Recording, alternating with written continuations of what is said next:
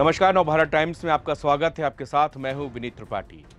हिंदुस्तान में एक ऐसा भी ठग रहा है जिसने ताजमहल, लाल किला, राष्ट्रपति भवन तक बेच डाला था। जी हां, बिहार के सिवान जिले का रहने वाला मिथिलेश उर्फ नटवरलाल। नटवरलाल की ठगी का अंदाजा आप इसी से लगा सकते हैं कि उसने तत्कालीन प्रधानमंत्री राजीव गांधी के नाम पर कनॉट प्लेस के एक शोरूम से 93 घड़ी ले ली और बदले में एक फर्जी चेक देके भाग गया। ऐसी ही बहुत सारी कहानियां नटवरलाल के लिए मशहूर है। नटवरलाल सिर्फ नाम नहीं बल्कि चोरी ठगी का एक पर्यायवाची बन चुका है, एक मुहावरा बन चुका है।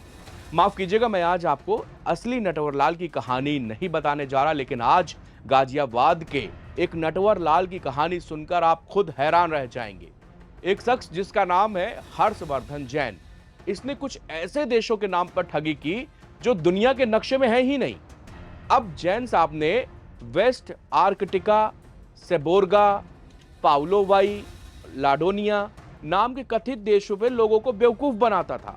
उसकी पोल खुलते ही ये देश सुर्खियों में आ गए। अब लोग खोज रहे हैं तो लोगों को मिल नहीं रही है।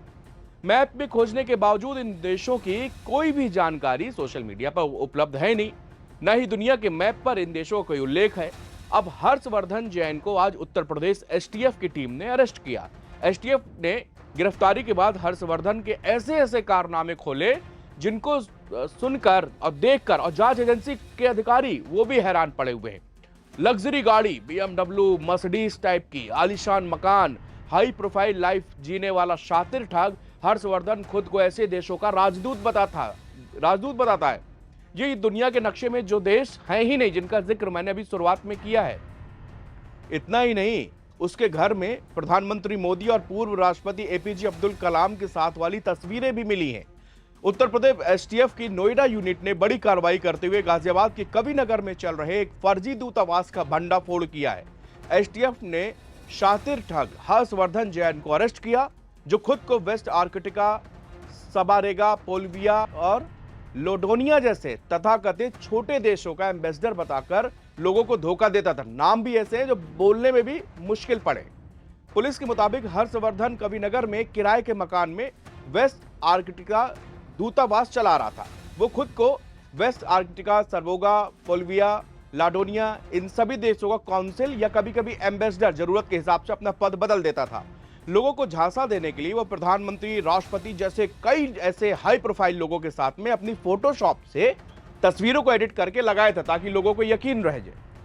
पुलिस का कहना है कि हर्षवर्धन का मुख्य काम कंपनियों और लोगों को विदेश में काम दिलाने के नाम पर दलाली करना था। वो शेल कंपनियों के माध्यम से हवाला रैकेट भी चला रहा था।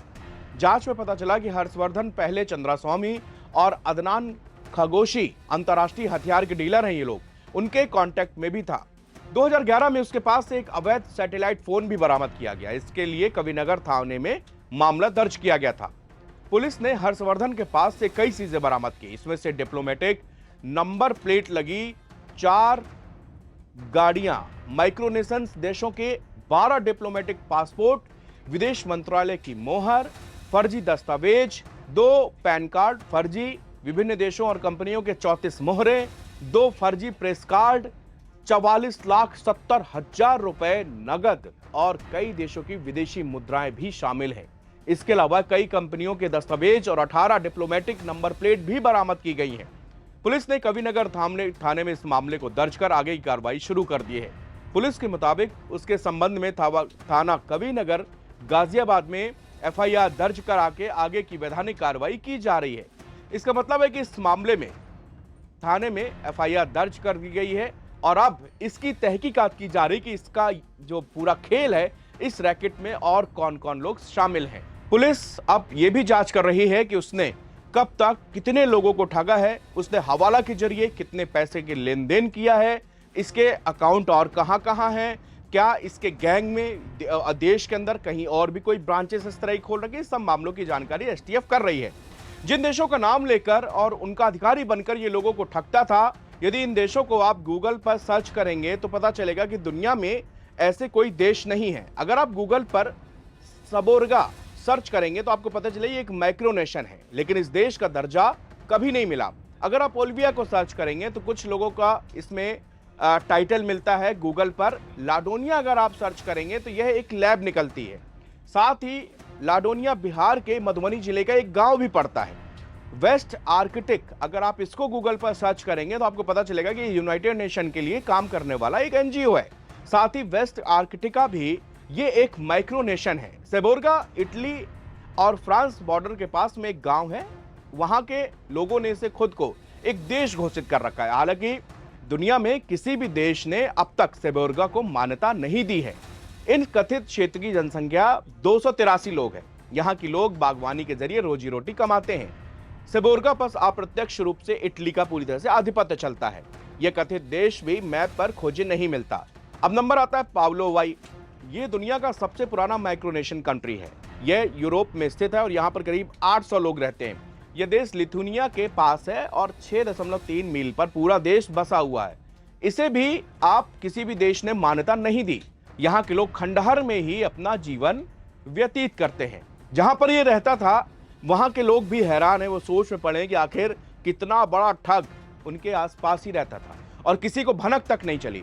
लोग इसे नटवरलाल कह रहे हैं। वैसे तो नटवरलाल की जीवन लीला 1993 को ही समाप्त हो गई थी, मगर उसकी कहानियां आज भी मशहूर है। नटवरलाल की 2 कहानियां, और जब इतना बड़ा जिक्र इस नटवरलाल का किया है तो उस नटवरलाल की 2 चर्चित कहानियां हैं, वो भी यहां पर आपको सुनाते हैं।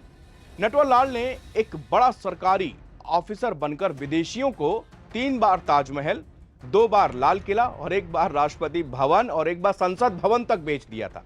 संसद भवन को बेचने के लिए जो जरूरी दस्तावेज पर राष्ट्रपति राजेंद्र प्रसाद के नकली हस्ताक्षर तक कर दिए और विदेशियों से पूरी रकम ऐंठ ली।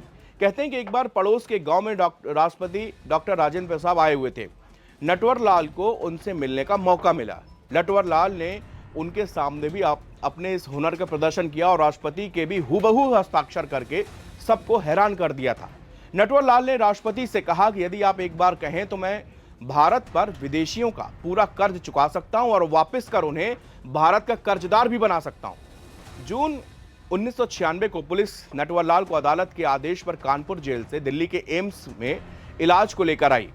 अस्पताल में दिखाने के बाद जब कानपुर पुलिस की एक टीम मिथिलेश को उर्फ नटवरलाल को वापस ले जाने के लिए पुरानी दिल्ली रेलवे स्टेशन पहुंची तो नटवरलाल जोर जोर से हांफने लगा और बैठ गया। एक हवलदार से बीमारी का बहाना लगाया, उसे दवाई लेने को कहा, दूसरे को पानी लाने के लिए भेजा और तीसरे को टॉयलेट का बहाना बनाकर बाथरूम के ऊपर से भाग गया। उस वक्त उसकी उम्र करीब 84 साल थी। इसके बाद से वो कभी किसी को ना मिला ना दिखा। 2009 में जब नटवरलाल के वकील ने उसके खिलाफ दायर 100 मामले को हटाने की याचिका दायर की तो नटवरलाल के भाई गंगाराम ने यह हलफनामा दिया कि उसकी मौत करीब 13 साल पहले यानी कि 1996 में हो ही गई थी। नटवरलाल का नाम अब एक मुहावरा बन चुका है जो हर जालसाज को तमगे के रूप में दिया जाता है। उसके खिलाफ 8 राज्यों में 100 से ज्यादा मामले दर्ज हुए और फैसलों के मुताबिक नटवरलाल को 113 साल की सजा सुनाई गई थी।